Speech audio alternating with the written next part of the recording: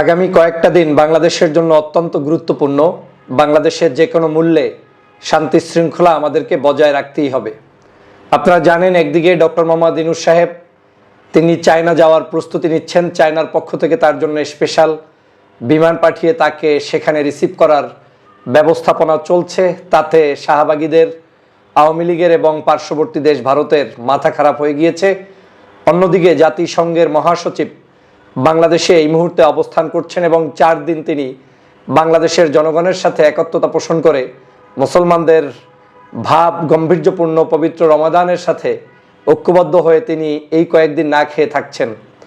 গতকালকে প্রায় লক্ষাধিক মানুষের উপস্থিতিতে আপনারা জানেন যে সেই চট্টগ্রামের কক্সবাজারে, যেখানে আমাদের বিভিন্ন নিপীড়িত রোহিঙ্গা ভাই বোনেরা রয়েছেন, তাদের সাথে ইফতার করে দেখিয়ে দিয়েছেন, তাক লাগিয়ে দিয়েছেন ডক্টর মোহাম্মদ ইউনূস।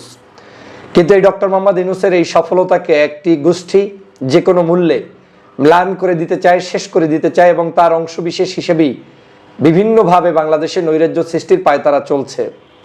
আমাদেরকে অত্যন্ত সজাগ দৃষ্টিতে আগামী কয়েকটা দিন পরিচালিত করতে হবে। যে কোনো মূল্যে এই বাংলাদেশের আইন শৃঙ্খলা পরিস্থিতি আপনাকে রক্ষা করে চলতে হবে। দেশ বিদেশে আমাদের ভাবমূর্তি উন্নতি করতে হবে, মানুষের কাছে আমাদের অবস্থানটা ক্লিয়ার করতে হবে। আপনারা জানেন, বাংলাদেশ পুলিশ দীর্ঘদিন পর্যন্ত আওয়ামী লীগ চলে যাওয়ার পরে এক ভঙ্গুর অবস্থায় ছিল।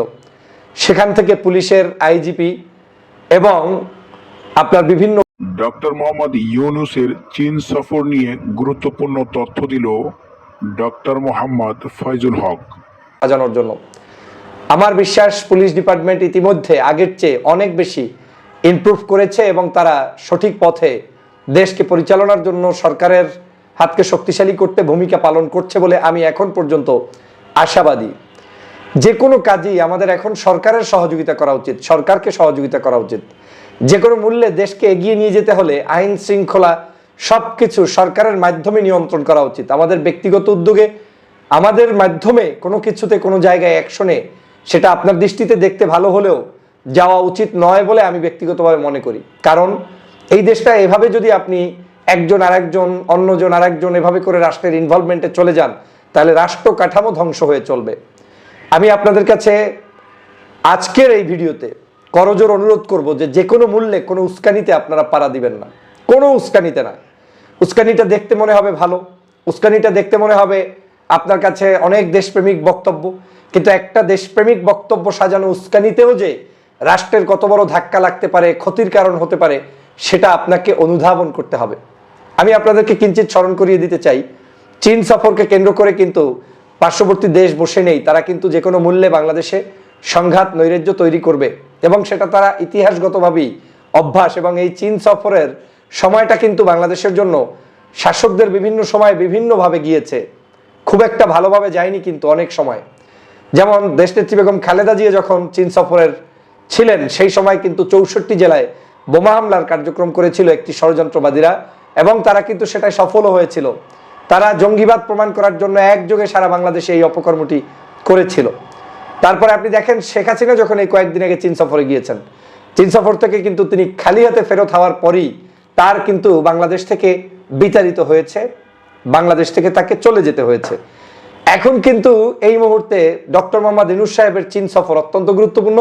তিনি বাংলাদেশকে বিনির্মাণের জন্য সেখানে সাহায্য সহযোগিতা, দেশের সাথে দেশের একটি ঐক্যবদ্ধ বিভিন্ন চুক্তি হবে, যেই চুক্তিগুলোতে পার্শ্ববর্তী দেশ কোনোভাবে সন্তুষ্ট থাকতে পারছে না এবং করবে না, থাকবে না। যে কারণে তারা যে কোনো মূল্যে এই সফরকে কেন্দ্র করে বাংলাদেশে সংঘাত লাগাবে। এখন সংঘাতের সংজ্ঞা হবে বিভিন্ন নামে বেনামে। গণজাগরণ মঞ্চের নামে হতে পারে, শাহবাগে ধর্ষণ, হত্যা, নির্যাতনের, নিপীড়নের প্রতিবাদে হতে পারে, কারো দাবি দেওয়া নিয়ে মানে ডক্টর মোহাম্মদ ইউনূসের বাসভবন ঘেরাও হতে পারে, বিভিন্ন নামে এই কাজ করতে পারে। আমাদেরকে সতর্ক থাকতে হবে। এই যাই ঘটুক সবকিছু আইন শৃঙ্খলা বাহিনী, রক্ষাকারী বাহিনী কর্তৃক নিয়ন্ত্রিত হতে হবে। আমরা তাদেরকে প্রয়োজনে ব্যাকআপ দিয়ে সহযোগিতা করব, সাহস যোগাবো, কিন্তু কোনো অবস্থাতেই আমরা কারো প্রতিপক্ষ সেজে রাস্তায় নেমে কোনো হুর হাঙ্গামা করার সুযোগ নেই। যে কোনো আন্দোলন, যে কোনো ঘটনা ঘটলেই সেই ঘটনার উপর ভিত্তি করে কিন্তু রাষ্ট্রে একটা অস্থিতিশীল পরিস্থিতি তারা তৈরি করতে চাবে এবং সেজন্যই বসে আছে। ওরা চায় যে আপনি 1 পা নামিয়ে দিন, ওরা 5 পা আপনার উপরে পাড়া দিয়ে তারপরে আপনার সাথে ঝগড়ায় লিপ্ত হবে। অতএব বাংলাদেশের এই দেশকে সুন্দরভাবে এগিয়ে নেওয়ার জন্য আমাদের হাতে একটাই কাজ, সেটা হচ্ছে ধৈর্য এবং কোনো উস্কানিতে পারা না দেয়া। আপনাদেরকে শিক্ষার জন্য বলছি, উস্কানি দিয়ে যে অনেক কিছু হয় না, উস্কানি দিলে রাজনৈতিক দলগুলোর বেকআপ ছাড়া যে বাংলাদেশে কোনো উস্কানি সফল হয় না, তার প্রমাণ কিন্তু আজকেও আপনারা দেখেছেন। অনেকেই আহ্বান করেছিলেন বিভিন্ন রাজনৈতিক সংগঠনের আজকের ব্যানারে যে অনুষ্ঠান হবে তার সামনে প্রতিরোধ করতে জনগণকে অবস্থান গ্রহণ করার জন্য, কিন্তু আমরা দেখলাম মিডিয়া সহ বিভিন্ন জায়গায় জনগণ সেই অবস্থান করেনি, জনগণ সেখানে আসেনি। কারণ হচ্ছে জনগণ বিশ্বাস করে যে যে কেউ যে কোনো জায়গায় ডাকলেই আমি সেখানে যাব, এটা সুন্দর নয়, কারণ এটা বাংলাদেশকে বিপদের দিকে ঠেলে দিতে পারে। আমি এই কথাগুলো এই জন্য বলছি, ফর এক্সাম্পল আপনি বিএনপি করেন, আপনি আপনার দলের নেতা কি বক্তব্য দেয় সেই নির্দেশনাকে আপনার মান্য করতে হবে। আপনি জামাত ইসলাম করেন, জামাতের আমির সাহেব কি বলছে, চরমনাইয়ের আমির সাহেব আপনাকে কি বলছে, কিংবা অন্য দলের নেতারা আপনাদেরকে কি বলছে, ওই নির্দেশনার অপেক্ষায় থাকতে হবে। এদেশে আন্দোলন তখনই সফল হয় যখন রাজনৈতিক দলগুলোরও ব্যাকআপ থাকে, জনগণও ঐক্যবদ্ধ হয়, তখন আবার কেউ উস্কানি দিলে সেটা সফলও হয়। কিন্তু একজন ব্যক্তি যদি আপনাকে উস্কানি দেয়, আর উস্কানি দেওয়ার পরে যদি এই দেশের রাজনৈতিক সংগঠন এবং অন্যান্য মানুষ যদি সেটাতে ইন্টারেস্ট ফিল না করে, তাহলে সেটা সফল হয় না। তারপরও কিছু বিপদগামী মানুষ অনেক সময় না বুঝে নেমে পড়ে, সেটা আমাদেরকে বন্ধ করতে হবে। আমাদের এই দেশকে সম্মিলিতভাবে এগিয়ে নিয়ে যেতে হলে এর বিকল্প কোনো পথ নেই। আমরা প্রত্যেকের অবদানকে স্বীকার করি, কিন্তু সবাই যে সবসময় সঠিক সিদ্ধান্ত নিতে পারে সেটা আমি বিশ্বাস করি না। আমার বিশ্বাস বাংলাদেশের এই মুহূর্তে একটাই কাজ, পিসফুল পরিবেশ যদি আমরা বিরাজ করাতে পারি, তাহলেই বাংলাদেশের রাজনীতিতে আমরা সফলতার দ্বার প্রান্তে যাব।